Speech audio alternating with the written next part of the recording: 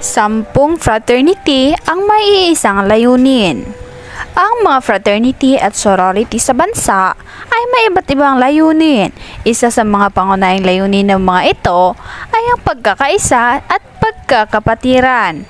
Layunin nilang bumuo ng isang komunidad ng mga mag-aaral na nagkakaisa at nagtataguyod ng solidong samahan. Naglalayon din silang magtaguyod ng akademikong tagumpay sa pamamagitan ng pagtulong at suporta sa pag-aaral ng kanilang mga miyembro.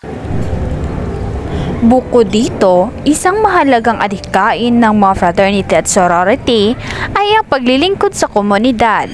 Ito ay ginagawa nila sa pamamagitan ng mga proyekto at aktibidad na naglalayong tumulong sa mga nangangailangan. Hindi rin mawawala ang layuning magbibigay ng mga oportunidad sa personal na pag-unlad ng mga miyembro. Kabilang dito ang leadership development, mentorship at iba pang mga aktibidad na naglalayong palawakin ang kanilang kakayahan at liderato. Isa sa kabuuan ang fraternity at sorority ay naglalayon na maging mga organisasyon na nagpapalakas ng samahan, suporta sa pag-aaral, serbisyo sa komunidad at personal na pag-unlad ng mga miyembro. Top 10. Alpha Kappa Lambda. Ang Alpha Kappa Lambda o AKL ay isang fraternity na itinatag sa Universidad ng California noong 1914. Layunin ng AKL na magbigay ng oportunidad sa mga kalalakihan na maging bahagi ng isang brotherhood na nagtataguyod ng academically excellence, leadership, development, community service, at lifelong friendships. Ang fraternity ay nagtataguyod ng mga halaga tulad ng pagiging responsableng leader sa lipunan, pakikipagkapwa-tao at pagunlad ng personalidad na intelektual na kakayahan. Ang mga AKL ay may mga chapter sa iba't ibang universidad sa Estados Unidos at pagpatuloy na nagtataguyod ng pagpapalakas at pagpapakilala sa kanilang mga miyembro. Top 9. Alpha Phi Omega o APO o APO. Ang Alpha Phi Omega o APO ay isang international brigade service fraternity na itinatag noong 1925 sa Washington. Sa Pilipinas, ito ay isang fraternity at sorority na naglalayong magbigay ng opportunities para sa mga mag-aaral na maglingkod sa komunidad at magtaguyod ng liderato at pagkakapatiran. Ang layunin ng Alpha Phi Omega ay ang maglingkod sa kapwa-tao sa pamamagitan ng iba't ibang pagkilos at proyekto na naglalayong mapabuti ang kalagayan ng mga nangangailangan sa lipunan. Isa ito sa nagtataguyod ng mga values tulad ng leadership, friendship at service. Ang APO ay kilala sa kanilang mga community service project, leadership development programs at iba't ibang aktibidad naglalayong makatulong sa kapwa at sa mga lipunan. Sa pangkalahatan, ang Alpha Phi Omega ay isang organisasyon na naglalayong magbigay ng opportunities para sa personal growth at pag-unlad ng kanilang mga miyembro habang naglilingkod sa kapwa at komunidad.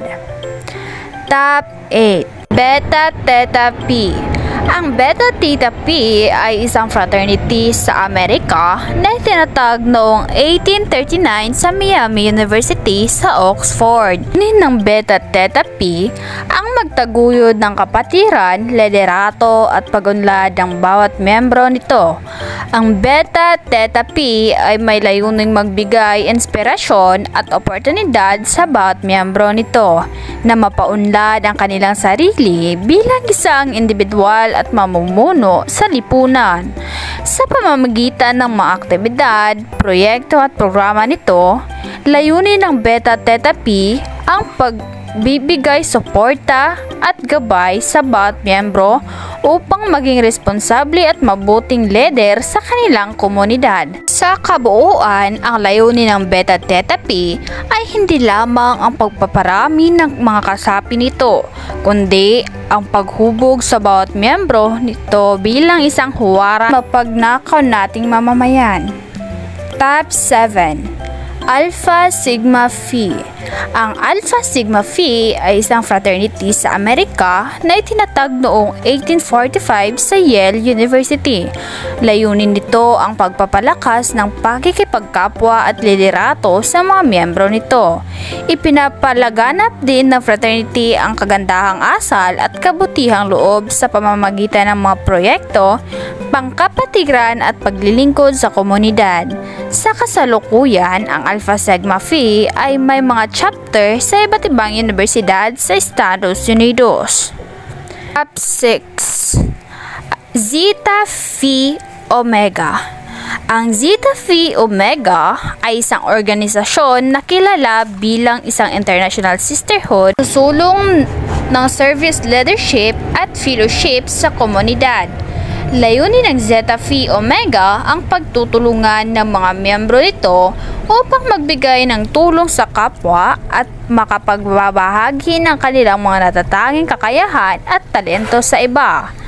Ang mga miyembro ng Zeta Phi ay inaasahang maging mga leader sa kanilang komunidad at tumulong sa mga pangangailangan ng mga nangangailangan.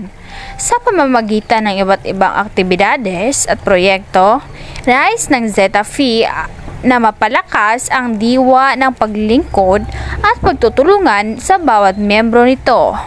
Top 5. Kappa Rho Kappa. Ang Kappa Rho Kappa o mas kilalang KRK ay isang fraternity sa Pilipinas na kilala sa universidad at kolehiyo. Ang layunin ng KRK ay ang magtaguyod ng pagkakapatiran at pagunlad ng kanilang mga miyembro sa pamamagitan ng pagtutulungan, pag-aaral at pagtulong sa isa't isa. Karaniwang nagbibigay ng mga aktibidad at serbisyo ang KRK para sa pakanan at pagpapalakas ng kanilang mga kasapi sa larangan ng edukasyon, liderato at komunidad, gayon din ang mga fraternity ay naglala. Top 4. Delta Chi Epsilon. Ang Delta Chi Epsilon ay isang sorority o organisasyon para sa mga kababaihan sa kolehiyo. Layunin ng organisasyon na ito na magbibigay ng oportunidad sa mga miyembro nito na matuto at magkaroon ng mga kaibigan na magbibigay ng suporta at inspirasyon sa kanilang personal at akademikong pag-unlad. Ito rin ay naglalayong magtaguyod ng pagkakaibigan at pagkakaisa sa pamamagitan ng iba't ibang aktibidad at proyekto. Top 3. Kappa Sigma. Ang Kappa Sigma ay isang international collegiate fraternity na itinatag noong 1869 sa University of Virginia. Layunin nito ang magbigay ng pagkakataon sa mga nakalalakihan na magkaroon ng leadership skills, magkaroon ng strong brotherhood at maglilingkod sa kanilang community. Ang Kappa Sigma ay kilala sa kanilang values at fellowship, leadership, scholarship at service. Layunin din ng fraternity na turuan at gabayan ang kanilang mga miyembro sa kanilang personal at professional development. Nagbibigay din ang Kappa Sigma ng opportunities para sa mga member nila na makilala ang iba't ibang kultura at upang magkaroon ng magagandang social experiences.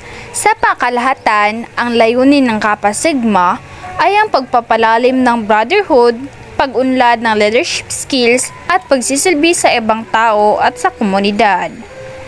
Top 2. Tau Gamma Phi. Ang Tau Gamma Phi ay isang university-based fraternity sa Pilipinas na itinatag noong 1968 sa University of the Philippines, Diliman. Layunin ng Tau Gamma Phi na magbigay ng oportunidad sa mga miyembro na mapakita ang kagitingan, liderato at pagtitiwala sa kanilang sarili. Ipinapahayag din ng samahan ang pagpapalalim ng pagkikipagkapwa-tao at pagtutulungan sa pamamagitan ng mga proyektong pangkabutihan at pagsusulong ng mga mabubuting halimbawa sa lipunan. Gayunpaman, may mga insidente rin ng karahasan at kaguluhan na nauugnay sa ilang mga miyembro ng Tau Gamma Phi. Top 1. Alpha Kappa Rho o Acro.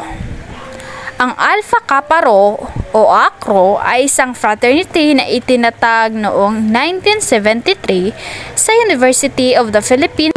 Layunin ng Acro na magbigay ng oportunidad sa mga kabataan na maging aktibo sa mga social na akademikong gawain sa paaralan, pati na rin ang pagtulong sa komunidad at pagpapalalim ng kabutihang asal at liderato. Gayunpaman, layunin din ito ang paglingkod at pagbibigay tulong sa kapwa, bata man o matanda, man o lalaki, dahil ang pagtulong ay wala sa kasarian kundi nasa puso. Kung nagustuhan mo ang videong ito, huwag kalimutang mag-like at subscribe sa ating channel.